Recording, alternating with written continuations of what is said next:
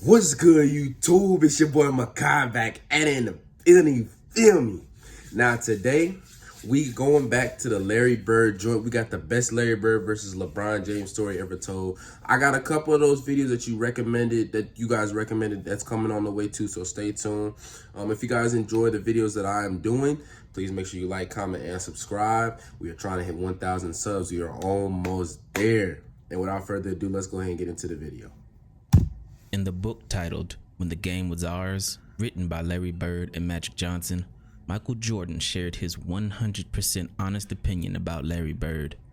He said, "People ask me all the time who my top 5 players are, and when I start saying Larry, they interrupt me. They say, 'You've got to be kidding me. He can't play with LeBron James.' I tell them, 'You guys don't get it.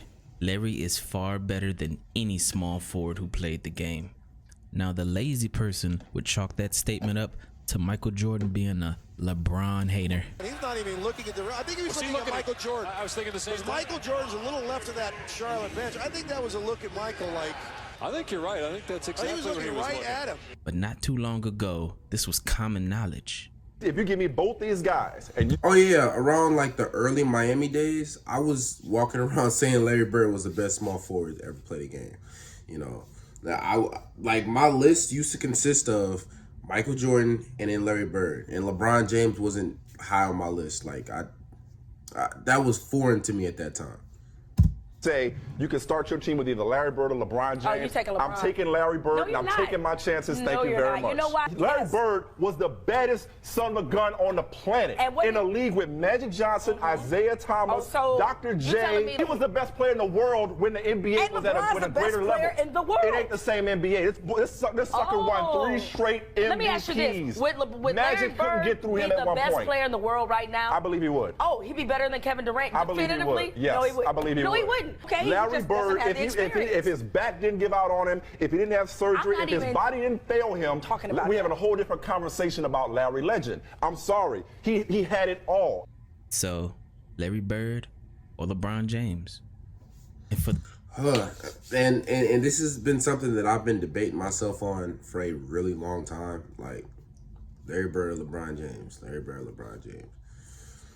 The thing about it is that LeBron has all of the he has all the capabilities to become the greatest player of all time, but his resume doesn't really match it because of the fact that the whole point of everything is winning, and he doesn't have that. He doesn't have the winning. First of all, I don't want to use the winning mentality as to why he's not the GOAT or even high on that list, but his winning resume is the biggest thing that I have an issue with because of how many finals appearances he has and how many finals loss he has. And I hate when people look at that and say, oh, that's a team thing, that's a team accomplishment, whatever. Bro, realistically speaking, if LeBron James had about maybe 5 or 6 rings to his belt and he has, 11 finals appearances, so if he had about 5 or 6 rings to his belt, I think this conversation would be a little bit different. But there's about 2 finals appearances that I believe that LeBron James could have won, and he didn't. The first one, I think it's unanimous, 2011. You should have won that finals appearance. I don't care what nobody says. And the second one is definitely either 2015 or 2017. And people think that 2015, because, Kevin Love and Kyrie Irving got hurt. LeBron actually almost did win that series. I mean, they were tied 2-2 at a certain point. Like you know what I'm saying? They were tied 2-2. I gotta look at the stats and see what was going on. But LeBron actually could have won that series. In 2017, they could have won that series too. I don't want to hear, oh, Kevin Durant was there. Bro, Kyrie Irving and LeBron James were on a different level 2017. record, if you ask me who I'd take over 20 years, I'd take LeBron. But if you ask me who I'd take for one season, it gets very interesting.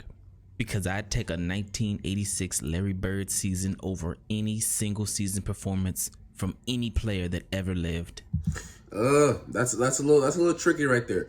I'm gonna let him explain why, but I'm also gonna say whenever I look at who's the greatest, I look at how were you at your peak. How were you at your very best?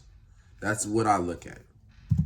And if you ask me who I'd take for one game, or better yet, one shot, well, I'll let someone who actually lived through the Bird era tell you what they think. All I know is one game. This was not a good example.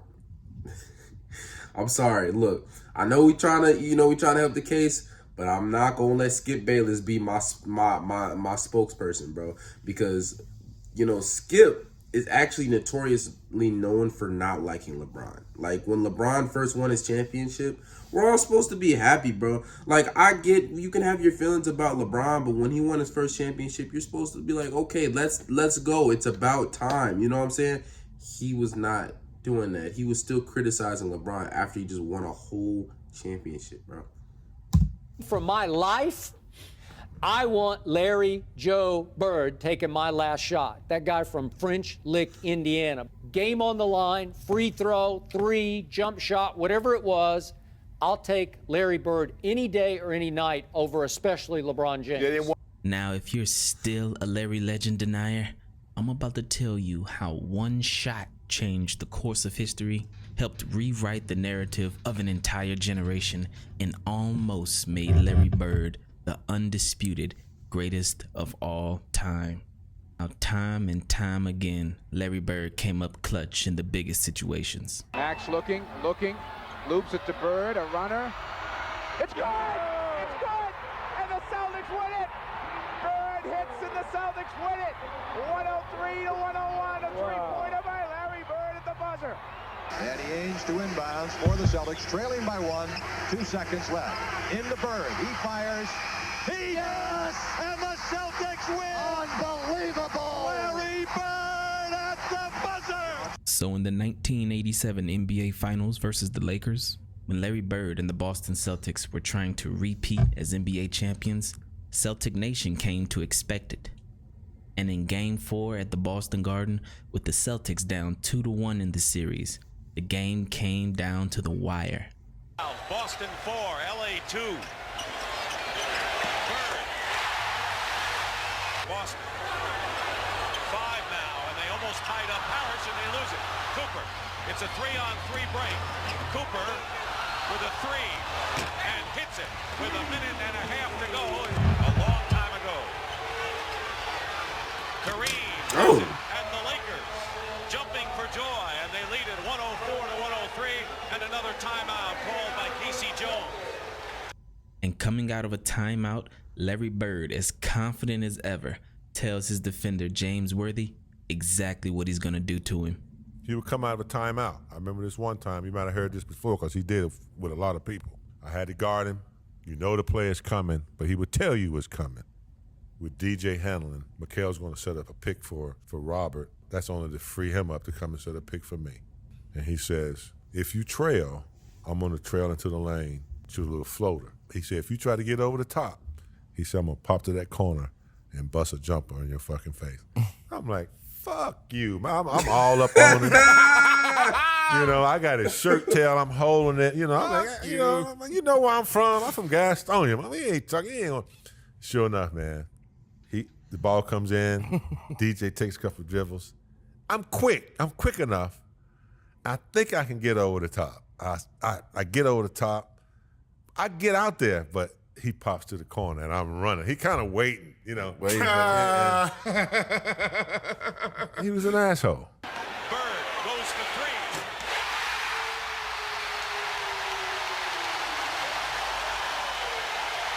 And the Lakers call time with 12 seconds left. Larry Bird with a big 3-point bomb has given the Celtics the lead. With the Celtics up by 2, Kareem comes down and gets fouled with 8 seconds left. He makes the first and misses the second. And it's Lakers ball with 7 seconds to go. One Celtic rebound could have sealed this game, but the ball goes out of bounds and the Lakers get the possession. And with 7 seconds to go, the Lakers still had life.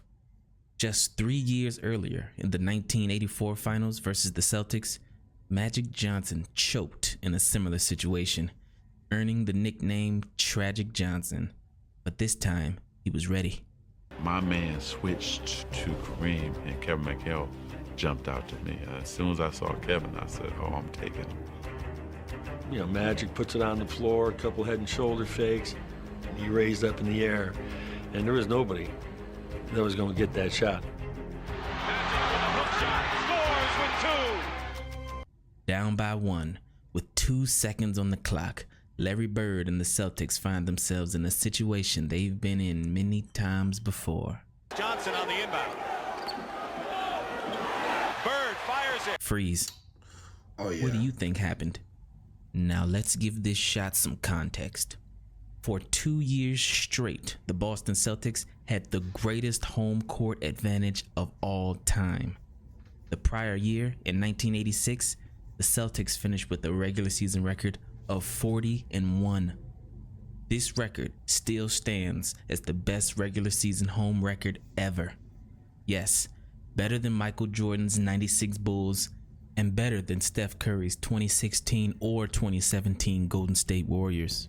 And if you include the playoffs, they were 50-1 at home. Incredible. So for everyone who thinks the 96 Bulls and the 2017 Warriors are the 2 best teams of all time. Time out. Before he says anything, I don't even think the 96 Bulls are the best team ever, by the way.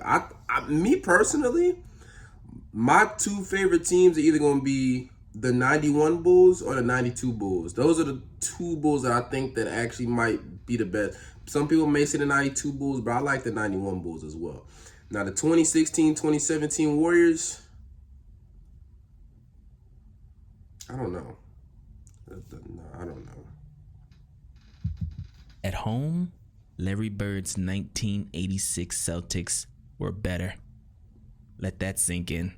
Someone asked me the other day, they said, it's the toughest arena you had to play in. And I said, Garden, Boston. I said, they were almost impossible to go in there and beat because you could not make a mistake with them. Those guys made you play, and it was him. Like, he was a savant on the court. Like, just a savant, like 2 plays ahead on everything. And so, please, let's not forget how hard it was to go into Boston and beat a team when Bird is in his prime. Unfortunately, the Celtics fell off that following year in 1987. They were 39-2 at home. So including the playoffs, for the last 2 years, the Celtics were 99-4 at the Boston Garden, up until that shot by Bird. This means, statistically, there was a 96% chance that potential game-winning shot by Bird was going in. Now, what do you think happened? Well, they set up a great play. Bird walked Worthy all the way up, forced the denial all the way up. We've done it before. Clear everybody out, go to the ball, break to the corner. Max looking, loops it to Bird. 2 seconds left. In the Bird, he fires. Yes! And the Celtics win! Bird, a runner. It's good! It's good! And the Celtics win it! It's on the inbound. Bird fires it. He caught it here, and as he caught it, all he had to do was turn. He just turned, and he just let this thing go. Bird fires it. Got a wide open look, couldn't believe it. And I'm standing right there, it is straight as an arrow. And the Lakers Man, won, and Pat Riley. let me tell you, when I first saw that shot, I thought it was going in. Look, I thought first time watching that, I'm thinking it's gonna go in, and it didn't, bro. It didn't. It kind of gave me that same feeling when Jordan was playing against the Pacers, and I believe I think Larry Bird was coaching the Pacers though, but it was when Reggie Miller hit the shot. He hit the shot, and then everybody was like, "Oh shoot, there's still time on the clock." And Jordan did like a double clutch, and it spun and it went out. That's the same feeling that I got right there. The Lakers dance off the court. They were lucky because it was right on line. He looked at me like, how did you ever leave me that wide open? You gotta be kidding me.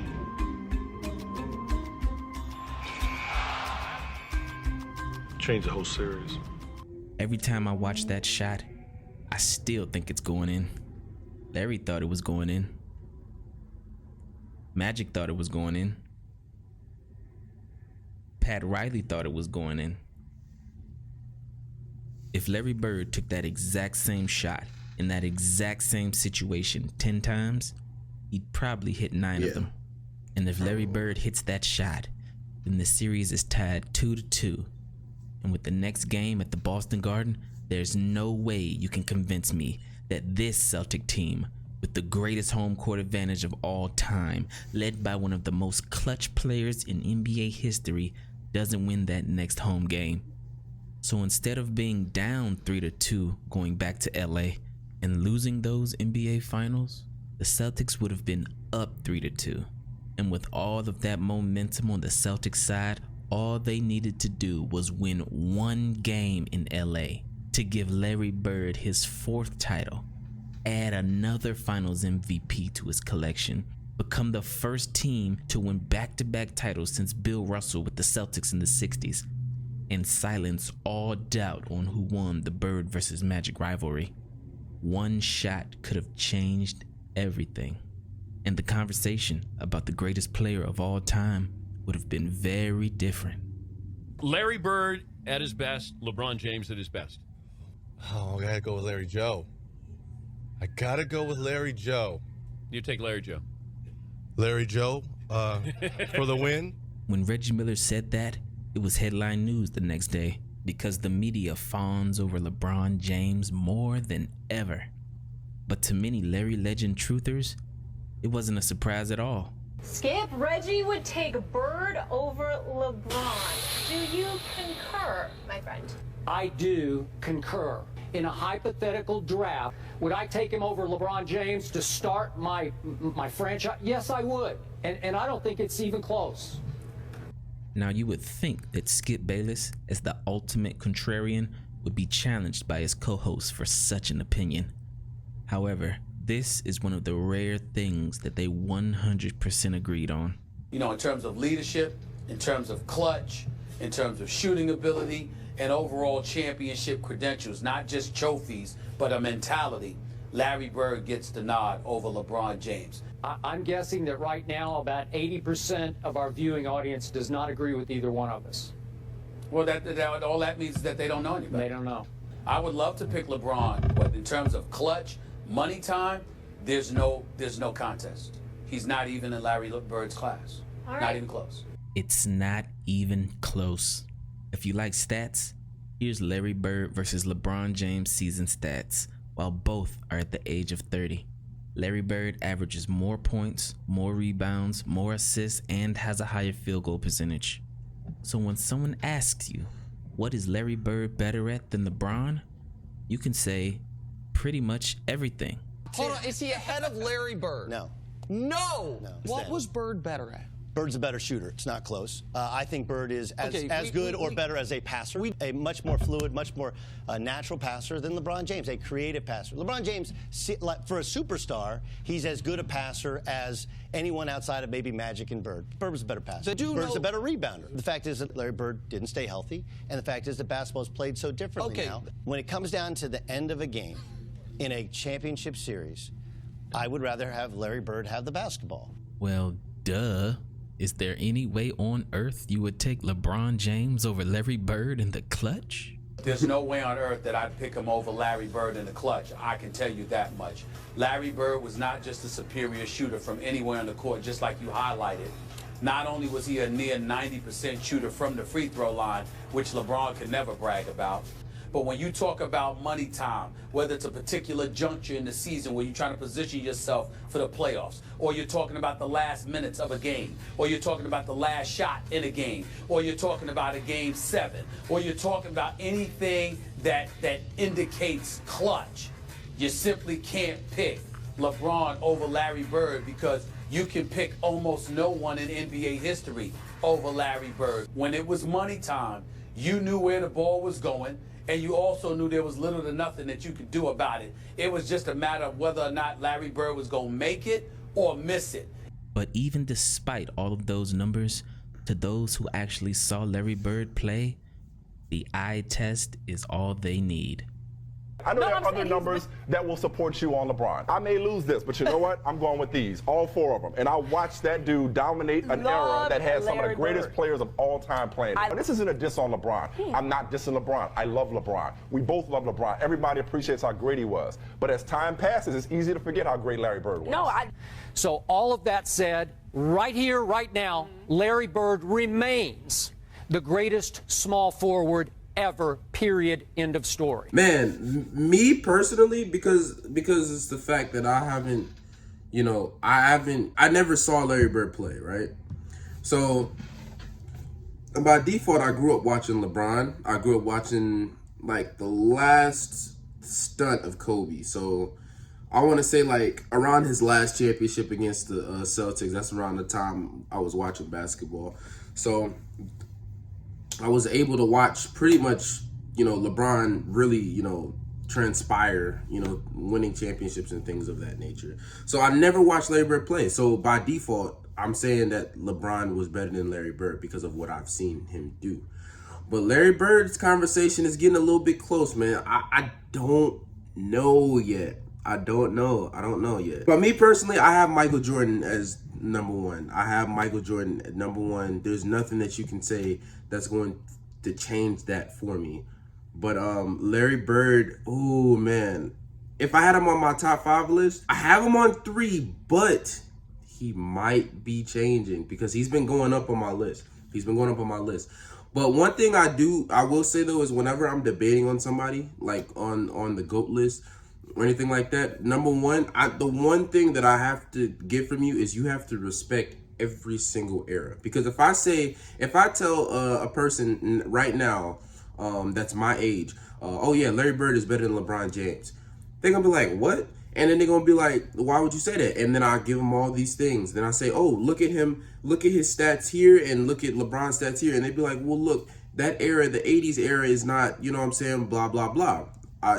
If you don't respect an era for what it is, because you have to understand, Michael Jordan, Kobe Bryant, Shaquille O'Neal, all those guys played in the 90s. They started off playing in the 90s. Larry Bird, Magic Johnson, Kareem Abdul-Jabbar kind of played in the 70s, kind of.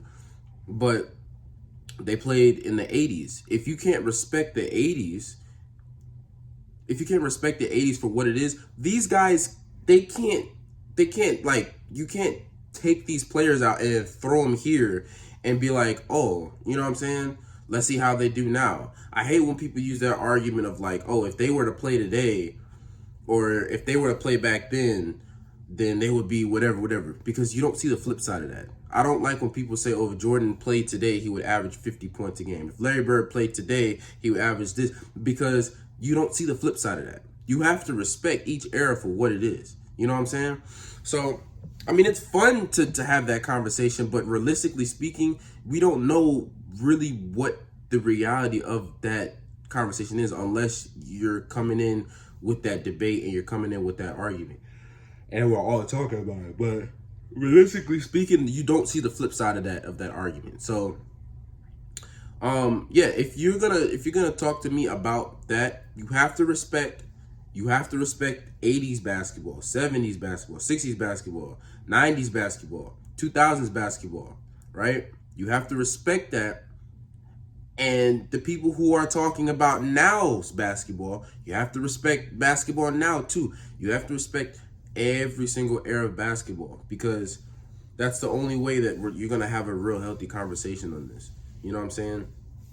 Same thing with Wilt Chamberlain. Wilt Chamberlain had some crazy numbers back then, but you can't disrespect who he played against, because you can't take him out of that era and put him somewhere else. You know what I'm saying?